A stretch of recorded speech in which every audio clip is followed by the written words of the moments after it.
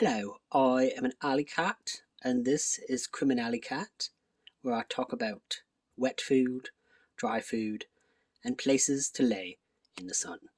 Hello and welcome to another episode of It Came from the Page. And sorry for the accent during the the initial opening there.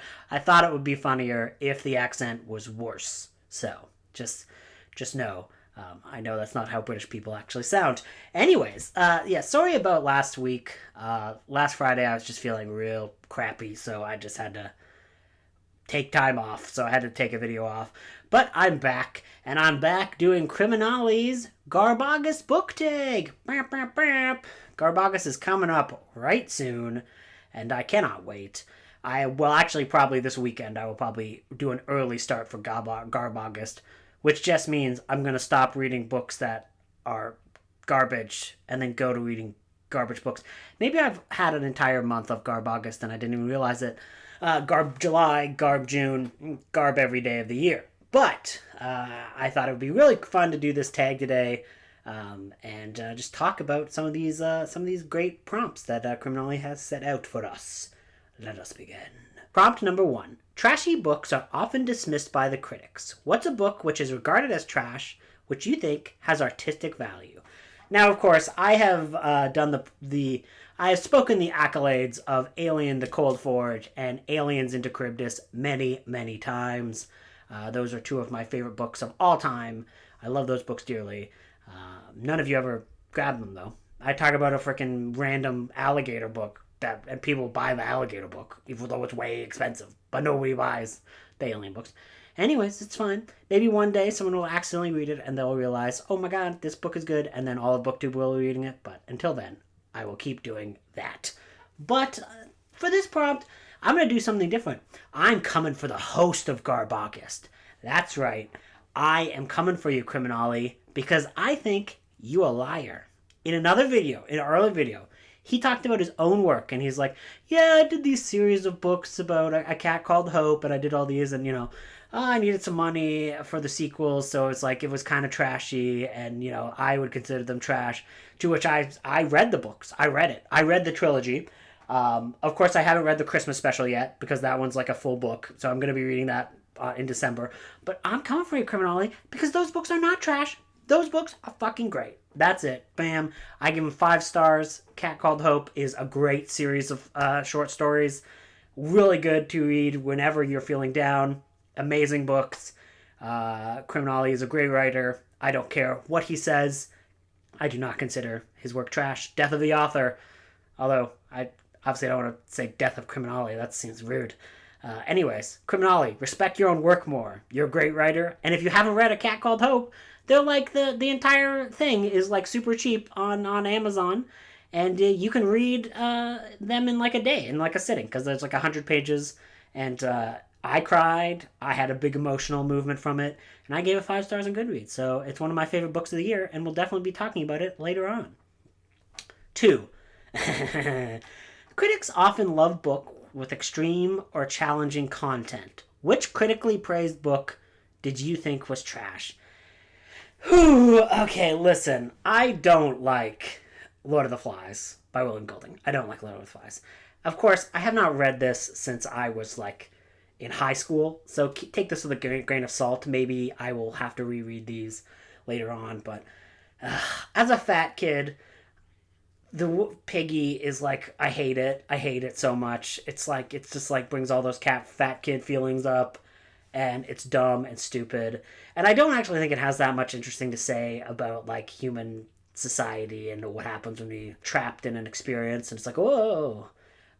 It's one of those things where like I think that, to get what other people get from Lord of the Flies, I get from nonfiction, right? So I'm thinking of one of the best books I've ever read, which is The Indifferent Stars Above, which is the true story of the Donner Party. And everything that you get, quote unquote, with Lord of the Flies that I don't think is actually that interesting and doesn't really work for me, I get from that book because it's not fiction. It's reality, and it's going into all the science behind it, and it's talking about all of these different ins and outs of the Donner Party, and it is a fascinating book. It's a really, really well written book. I absolutely love that book. and it's way better than Lord of the Flies. So, suck it, William Golding. Maybe if I probably need to reread it. Maybe it's not as bad as I remember, but whatever. 3. Not everyone approves of trashy books. What's a book you wouldn't read in public? It's really hard for me to be shamed by reading any book in public, right? If I have it, I like to not be bothered in public. So the more the book will be off-putting to people, the better, right? I don't want to talk to people in public. If I'm sitting down reading a book in public, I don't want you to talk to me because I'm reading a book. So F off. The only book that's super trashy that I wouldn't read in public, also I wouldn't read at all, but the Bible. The Bible. You know how many people bother you if you're reading the Bible at a cafe? Also, why would you read a Bible at the cafe? Anyways, that book's super trashy. Both Testaments, I'm not reading that in public. 4. Books about killer animals are almost always trashy. What animal would you least like to be attacked by? The cockroaches from They Nest. Those buggers go for every orifice, and you get details about them eating every part of you. It's not fun. It's gruesome. They Nest is a horrifying book that was actually pretty damn well done because it's very mean-spirited. That's a Paperbacks from Hell by Gregory Douglas. And oh my goodness, I would not want to be eaten by those cockroaches. 5. Trashy books often flourish in specific genres. What's your favorite trashy subgenre? Should be no surprise to anyone here. It's movie tie-in books. Whether it's you re-releasing a book with the movie cover on it and has those eight pictures from the movie in the middle of it. I recently found a copy of Swarm that's the movie tie-in edition, right? And I already own Swarm by Arthur Herzog, and that book is only okay, but of course I bought it because it's a movie tie-in book. Also, novelizations in general I love, and also anything that expands the universe of a film universe or a video game universe or anything like that I do quite enjoy. So I'm always talking about movie tie-in books and always going yes, you should read them. 6. Famous people love to milk their fans by publishing books. Which celebrity would you like to read a trashy novel by? So the celebrity I would like to read a trashy novel by, which you could maybe argue they're not really a celebrity at all, but hey, they're a celebrity to me, and that is Henry Zebrowski, who has been in a number of pretty big movies. He was in Wolf of Wall Street and stuff like that, but I mostly know him from his podcasting work, and he has co-written a few books. So he's co-written The Last Book on the Left, which was the book that put out by The Last Podcast on the Left, which is the podcast I know him from. And then Soul Plumber, which is a comic book series, he co-wrote with Marcus Parks.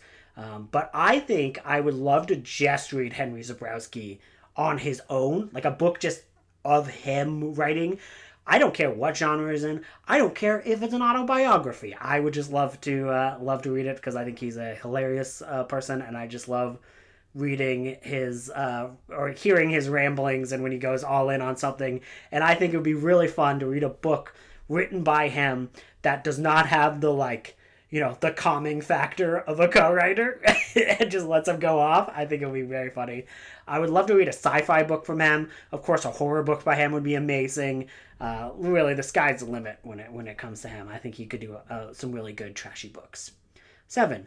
Trashy books have the best covers. Which books on your shelf has the trashiest cover? Well, let me go grab one.